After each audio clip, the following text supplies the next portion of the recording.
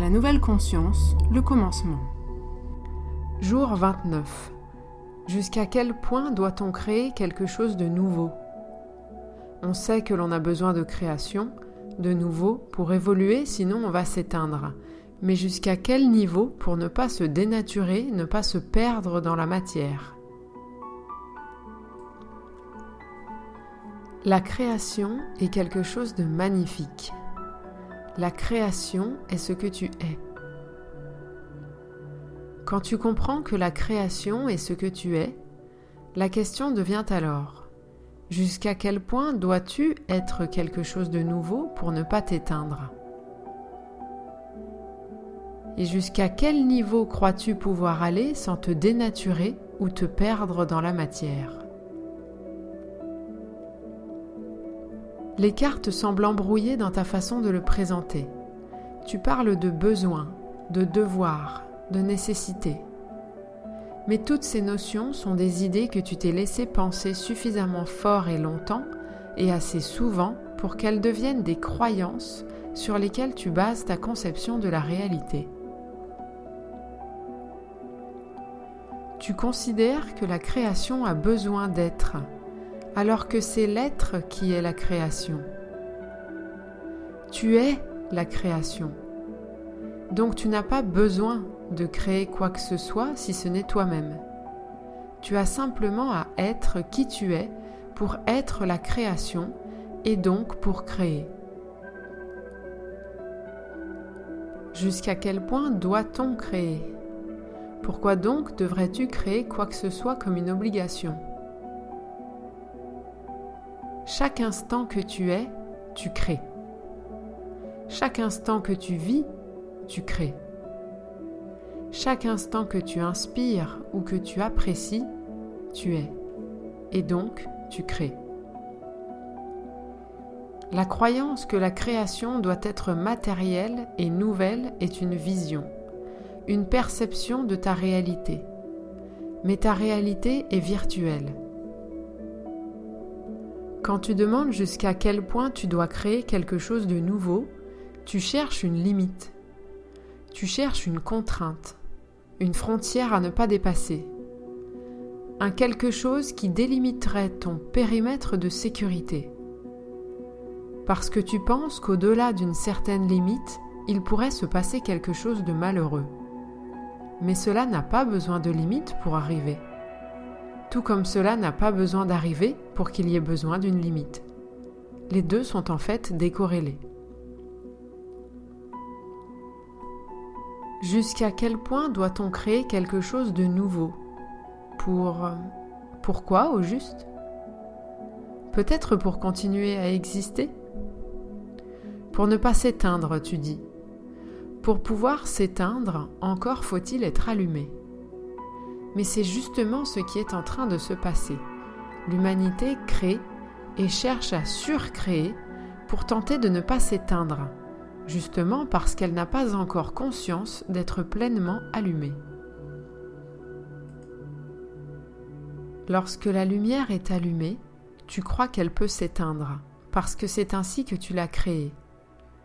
Mais la vraie lumière, celle qui est vraiment, tout simplement elle est.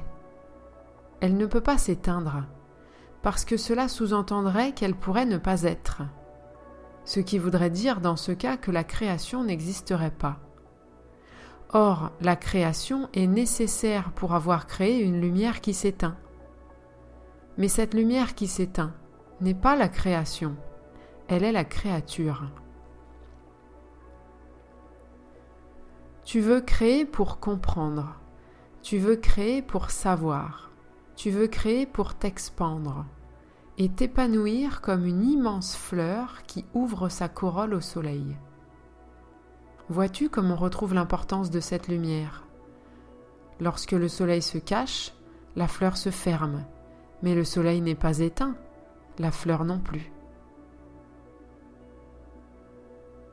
Tu dois comprendre la différence entre la création dans la matière et le véritable objectif de la conscience au travers de cette création. Le but de la conscience est de faire l'expérience d'elle-même. Pour cela, Elle doit retrouver le chemin de sa vérité, de sa véritable identité. Dans ce but, elle explore, elle tâtonne, elle crée et se recrée, sous toutes les formes qu'elle peut imaginer, pour tenter de retrouver la sensation si douce et parfaitement accordée de son existence originelle. Vois-tu, sens-tu, entends-tu comme parfois certaines pièces de votre création, que vous appelez chef-d'œuvre la plupart du temps, sont d'une pureté tellement infinie qu'une musique te fait vibrer au plus profond de ton être, une peinture t'emmène en voyage dans les confins de ton esprit, ou encore une prise de conscience libère une telle énergie en toi que tu te sens revivre comme si tu n'avais jamais encore su ce qu'était vraiment le fait d'exister jusqu'à cet instant. Ces éléments-là de création sont en harmonie de vibration avec la création. Elles résonnent, elles vibrent, elles ont un goût, une odeur ou un son de perfection. Parfois vous dites « c'est divin » et vous avez raison.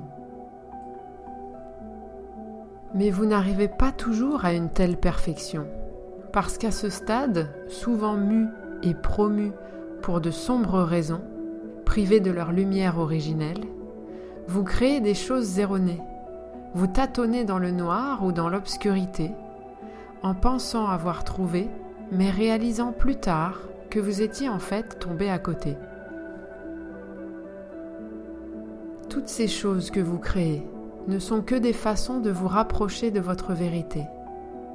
À tout petit pas, à tâtons, parce que vous préférez avoir la sensation d'avancer que de prendre le temps d'allumer la lumière. La vraie lumière, celle qui illumine votre cœur de l'intérieur. Votre cœur, votre corps et tout l'univers, puisque les deux ne font qu'un. Vous pensez devoir avancer dans la matière, alors vous persistez et vous y parvenez. Mais tout cela n'est nécessaire que parce que vous le considérez. La création n'a jamais dit qu'elle avait besoin de matière pour exister. Une autre forme d'évolution sera dans la non-matière, et dans ce cas, considéreras-tu que tu t'es dénaturé ? Pour te dénaturer, encore faudrait-il avoir conscience de ta véritable nature, ne crois-tu pas ? Quelle est donc ta véritable nature ? C'est bien cela que tu es en train de chercher.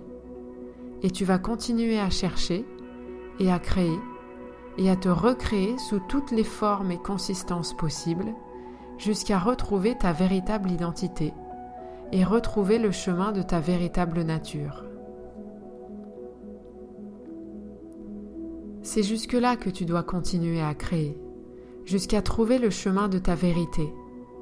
Quand tu auras trouvé, alors tu sauras que tu n'as plus besoin de créer pour exister, puisque tu sauras que tu es tout, que tu es la création, le créateur et la créature. Et tu sauras que la matière ne sert à rien si ce n'est pour apprendre à la dissiper, et retrouver la conscience de la non-matérialité, de la non-densité, de la non-dualité. Puisque si un objet n'est pas fait de matière mais d'énergie, et que l'air qui l'entoure est lui aussi fait d'énergie, où est donc la frontière entre les deux ? Quand tu sais que tout est énergie, tu réalises qu'il n'y a aucune frontière, si ce n'est dans ton esprit. C'est jusque-là qu'il te faudra créer, jusqu'aux confins de ton esprit, jusqu'à ce qu'il ne puisse plus occulter quoi que ce soit, car tu auras rallumé la lumière partout à la fois. Alors oui, tu as créé le téléphone parce que tu voulais communiquer, et c'est bien avec toi-même que tu voulais communiquer. Et sans le savoir si tu fermes les yeux, tu as retrouvé de tes aptitudes à communiquer avec toi-même en même temps que tu as inventé tous ces ustensiles pour communiquer. Puis tu les as enrichis, tu dis, avec des applications, des GPS et tout un tas d'autres fonctions. Et c'est bien cela que tu as fait au fond, de redécouvrir des champs d'application, des possibilités d'utiliser la nature même de ce que tu es, de qui tu es, tout en approfondissant tes capacités à communiquer.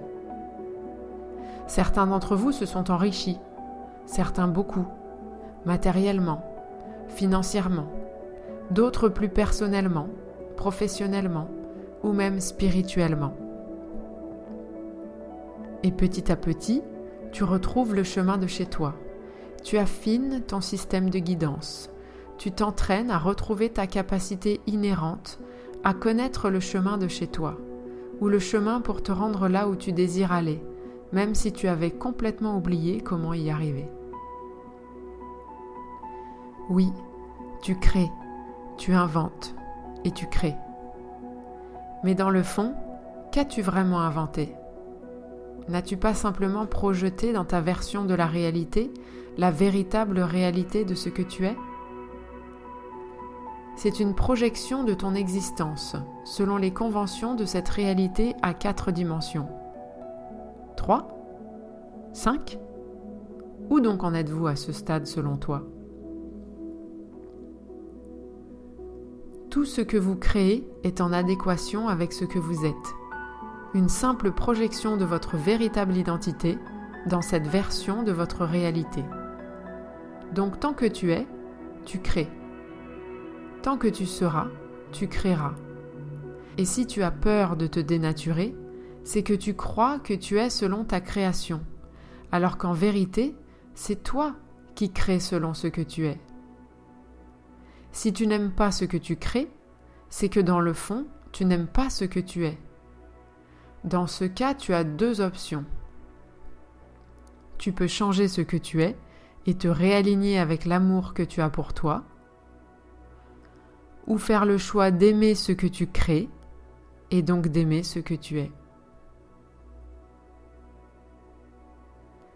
Et si tu crois que l'autre n'est pas toi, et que tu peux craindre ce qu'il prendrait à l'autre de créer, alors demande-toi ceci. Qui es-tu pour celui d'à côté ?